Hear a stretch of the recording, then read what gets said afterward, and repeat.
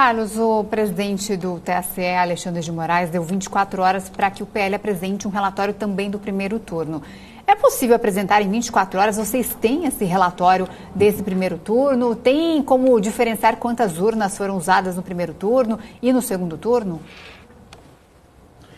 Olha, esse, na realidade, é um pedido jurídico. Isso está sendo tratado pelo advogado e está na peça jurídica.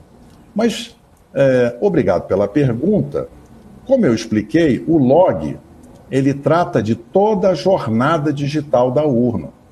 Então, o log trata naturalmente do primeiro e do segundo turno, trata das atividades antes do primeiro turno, desde que a urna começou a funcionar nessa eleição, e trata das atividades entre o primeiro turno e o segundo turno. Então, a jornada da urna, ela começa lá quando o TRE carrega o software, aí você tem a preparação para o primeiro turno, tem os testes antes do primeiro turno, e aí você chega no dia da votação e registra todas as atividades, né?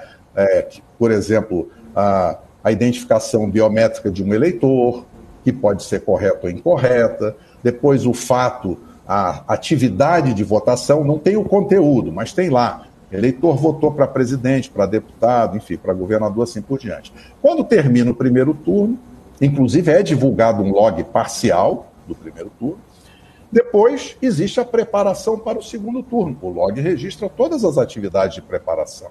Depois que a urna é preparada para o segundo turno, existem testes.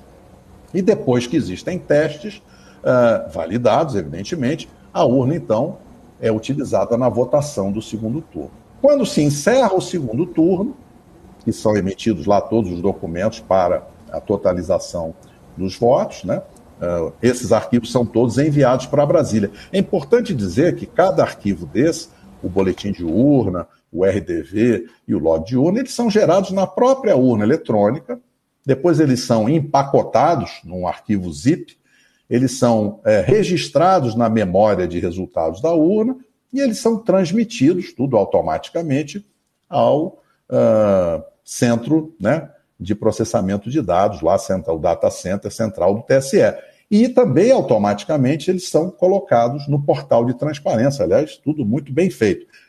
Agora, quando você faz auditoria na forma orientada pelo TSE e a gente identifica indícios de mau funcionamento, faz parte do processo apresentar essas informações para o TSE. É importante destacar que é prerrogativa legal dos partidos políticos, a lei eleitoral, que foi construída pelo Congresso lá em 97, ela define um equilíbrio de atividade. De um lado, naturalmente, a Justiça Eleitoral conduz as eleições com sistemas eletrônicos. E, de outro lado, os partidos políticos conduzem a fiscalização de todas essas atividades. E quando se faz a fiscalização, o propósito é confirmar que tudo funcionou bem. Na eventualidade de ocorrências de mau funcionamento, é nossa obrigação técnica de quem está fiscalizando apresentar. Mas não é uma atividade de conflito, não é um ataque, é um trabalho natural previsto pelo TSE. Então eu acredito que o advogado, os advogados, na verdade, a equipe, né, não terá dificuldade nenhuma em responder à solicitação que foi feita, porque o log é exatamente a história completa da urna. Então as informações estão todas lá. E esses eventos de mau funcionamento, que os dois principais que nós apresentamos ontem foram o valor inválido, né, que está sendo apresentado no log em todas as linhas, de todos os logs, né, então em cada registro de atividade, são bilhões de registros de atividade, mais de 2 bilhões, de todas as urnas de modelos antigos, o registro traz um número inválido em cada linha. E percebam que o registro da atividade é a linha de registro, não é o log como um todo. Então não se pode tentar buscar informações em outro lugar. No momento que o registro está errado, ele é inválido. E por que ele está errado? Porque o software cometeu algum erro. E claramente é um problema grave de software, porque o erro se repetiu em mais de 279 mil urnas. Qual foi o outro evento que aconteceu, que também é muito grave? É grave porque ele traz um problema ligado à Constituição, ao direito constitucional do sigilo do voto. E o sigilo do voto, ele tem dois aspectos.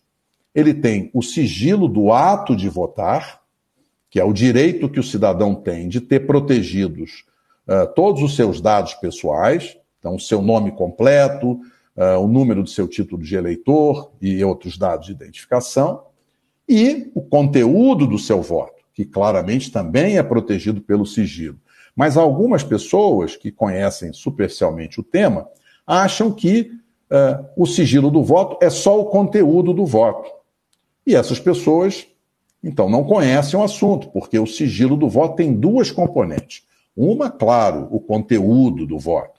E de forma nenhuma o conteúdo do voto pode estar associado, quando apresentado, ao eleitor, aos dados do eleitor. Mas o outro sigilo, tão importante quanto o conteúdo do voto, é o sigilo do ato de votar.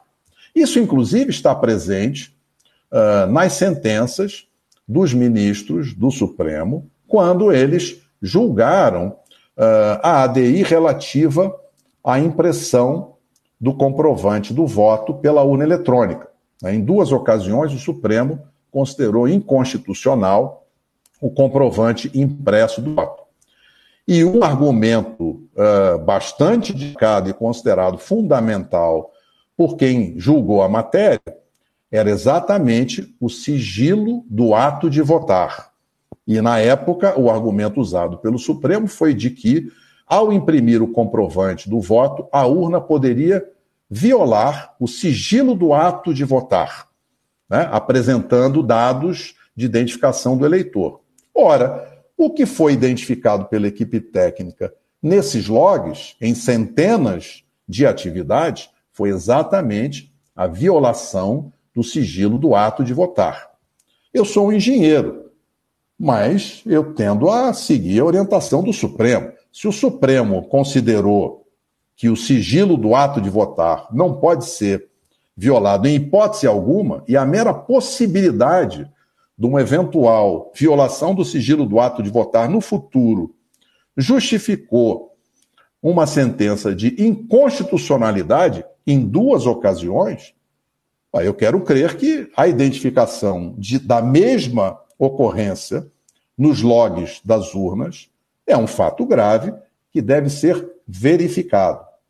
E a verificação extraordinária é uma atividade absolutamente natural e prevista na resolução do TSE, dentro dos procedimentos de avaliação, não só dos resultados, mas do comportamento de programas e equipamentos que foram utilizados nas eleições.